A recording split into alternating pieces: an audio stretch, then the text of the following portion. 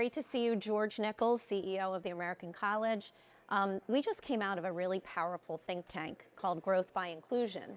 And one of the things that you spoke about in that think tank and what you're nominated for tonight at the Wealthy Awards is your Special Needs Planning Symposium.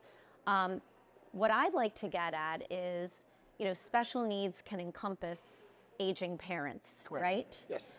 Which we all have or had and need to address.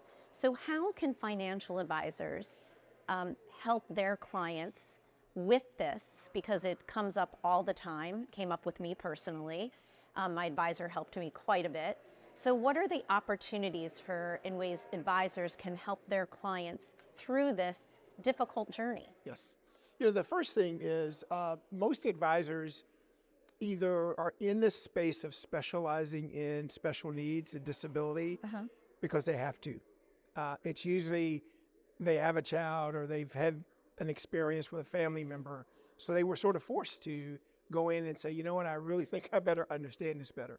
And unfortunately, when consumers are looking for an advisor, they're also forced to. They're going through that experience where something's happened and I need a different set of advice on where I'm going to go. And so for us, it was creating the knowledge and the competency to guide people through that transition of being a caregiver, but also thinking about the financial implications, both on themselves and on the people that they're taking care of. And so that's really sort of how this was born. And now we started last year, we had our first Special Needs Summit and unbelievable turnout. We were probably expecting about 50 people, 100 people showed up.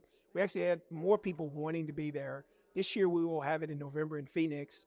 And again, it's exceeded expectations in terms of the people that want to come.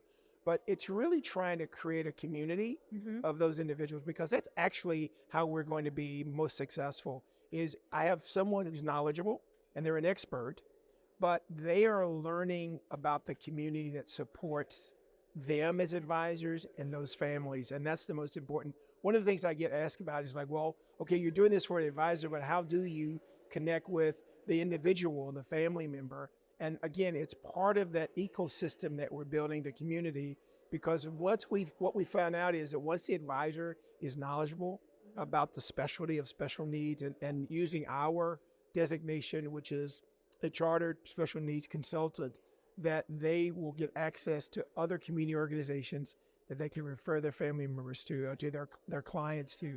And that's how this thing is going to build.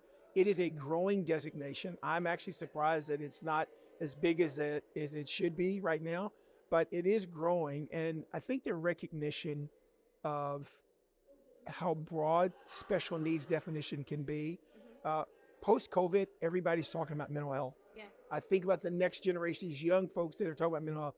That's a part of the special needs concept of how we provide those services and how advisors give assistance and guidance to family members. So we believe it's going to grow, but right now it's how do we educate them, make them smarter and more competent about this so that they can help families and individuals, but also how do they connect into the community organizations to assist caregivers and others in this process. And that's really what's happening that's making it so exciting. Yeah, there's such a huge need for this.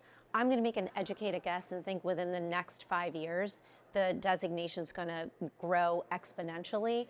I know that if I knew that an advisor had a designation that really was focused on that, I would think that that would encourage me and many others like me as an investor to seek out that type of an advisor and that has that specialty. Similarly to like a certified divorce planner, right? Yes. Exactly. So I need to hire you as my marketing to go out and promote this. That's great. I appreciate it. It's interesting. For me, it was my father had Alzheimer's. And as I was going through my estate planning process, we spent more time on preparing for my father in case I died before he did. Yeah. And we had to go get another advisor that was specialized in this because my advisor knew nothing about it. And now, where I think about the transfer of wealth from myself and my wife to our children, we have someone that we know of that's a special needs advisor. Why?